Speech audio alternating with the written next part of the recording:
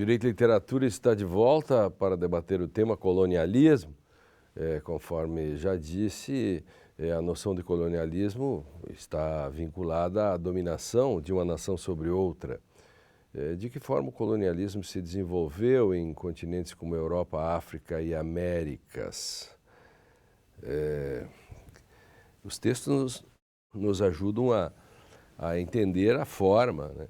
A descoberta, a tomada, o extrativismo e a própria escravidão, né, nas Américas. Claro. Né? Claro.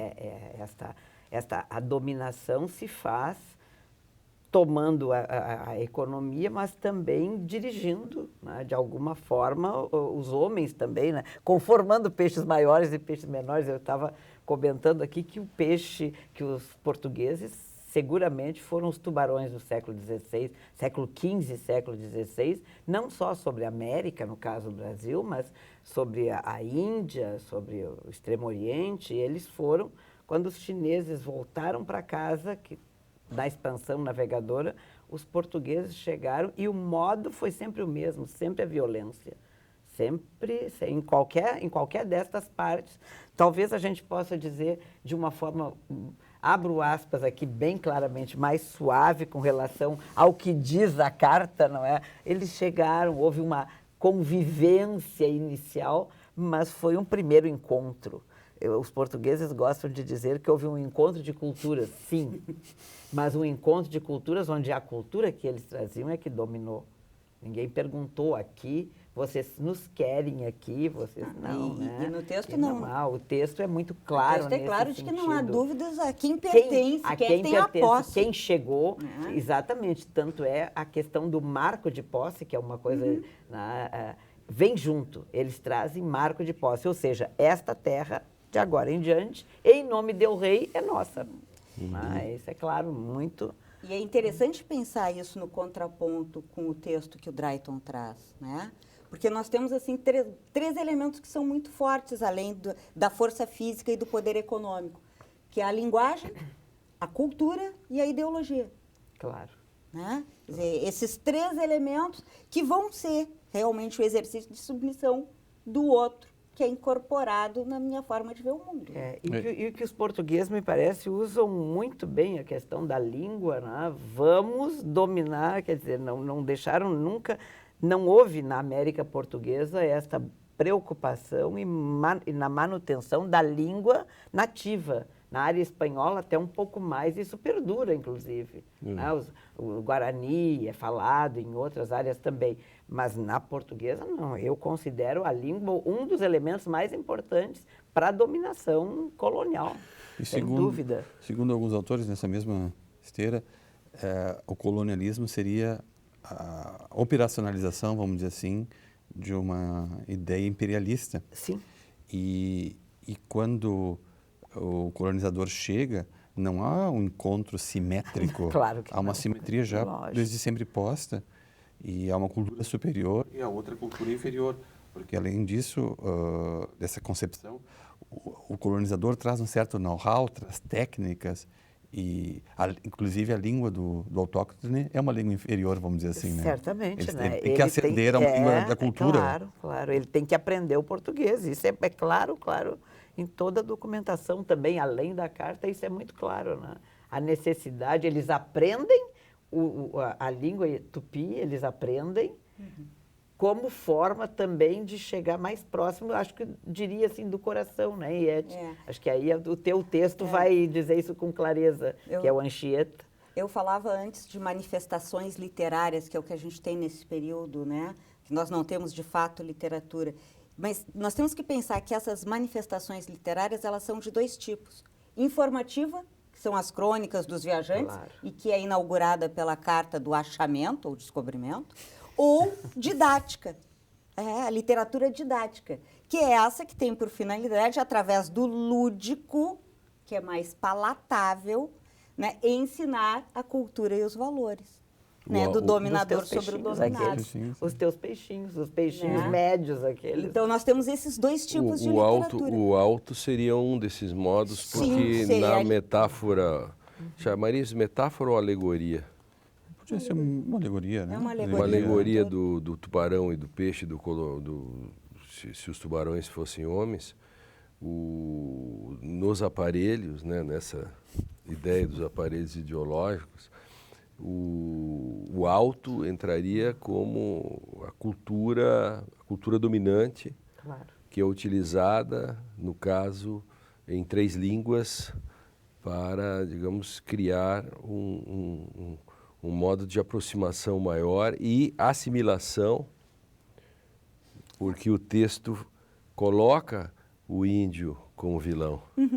Mas nós temos que pensar que aqui a literatura, porque nós estamos sempre trabalhando com a literatura como algo positivo, né? Sim, libertador. Libertador etc. e tudo isso, crítico, problematizador. Aqui, a literatura didática, que vem de uma função da literatura que é vista lá por Platão, né? Essa literatura com função didática, ela não tem nada de libertadora. Né? Por isso ela é chamada literatura didática. Ela vai ensinar. Ela vai ensinar. Ela molda. Né? Ela molda o sujeito. Conforma, põe na forma, no sentido Conforma, lato, exato, conforma. E até já é um avanço a questão da linguagem escrita.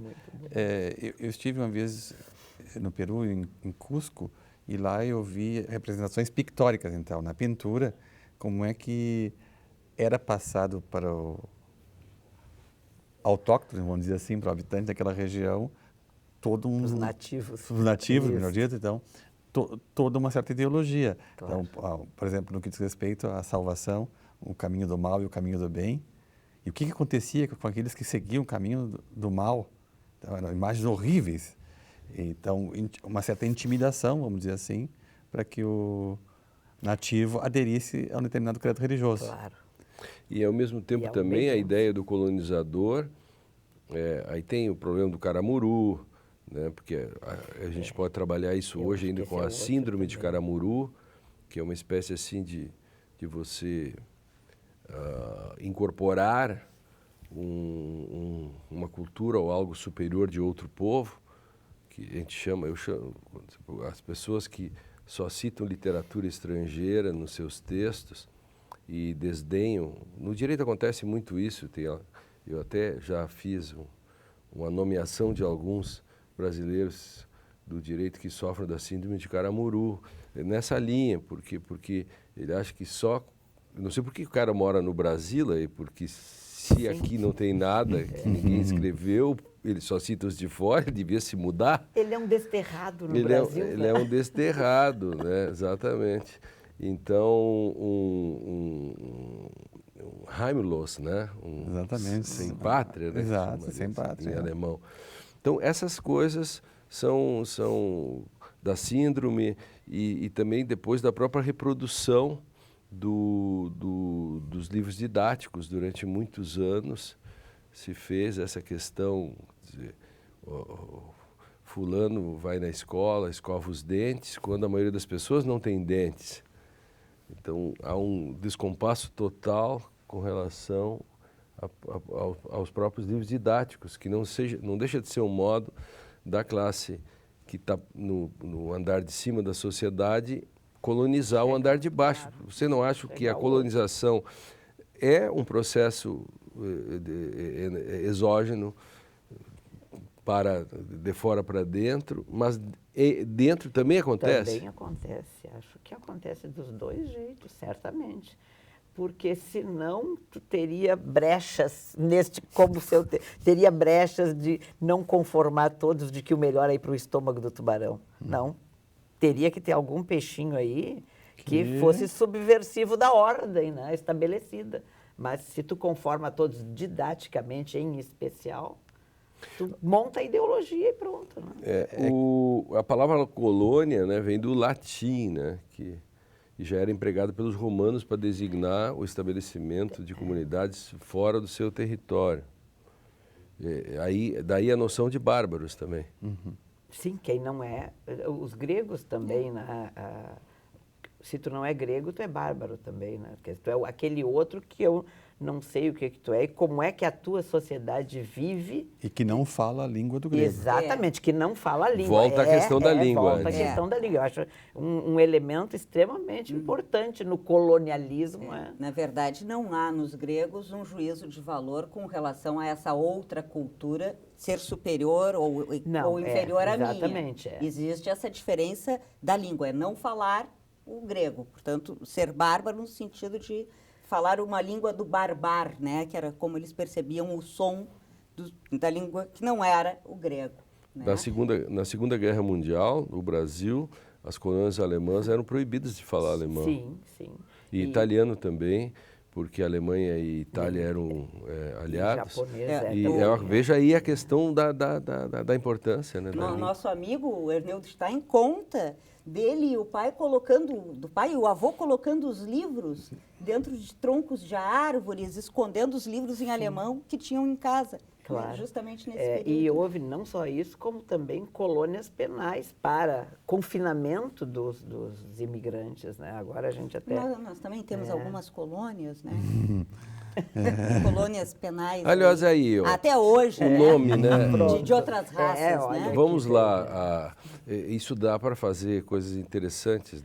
E acabamos descobrindo o Getúlio Vargas, então, e os seus comandados como colonizadores nesse sentido. Claro. Da língua, né? No Brasil, a gente toma posse do cargo. E os portugueses vieram aqui e tomaram posse do Brasil, então a gente toma posse do cargo, a colônia penal, colônia agrícola, colônia penal, e o cara da cidade diz que vai para a colônia. Com certeza.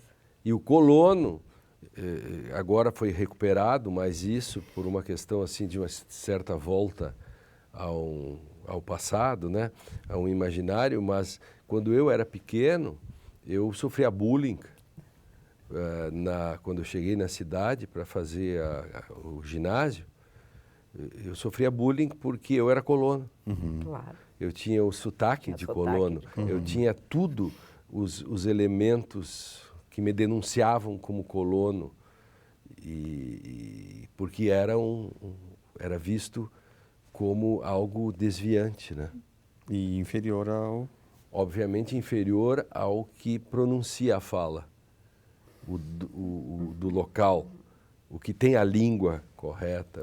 Porque o problema não é a diferença, né? O problema é a hierarquia né?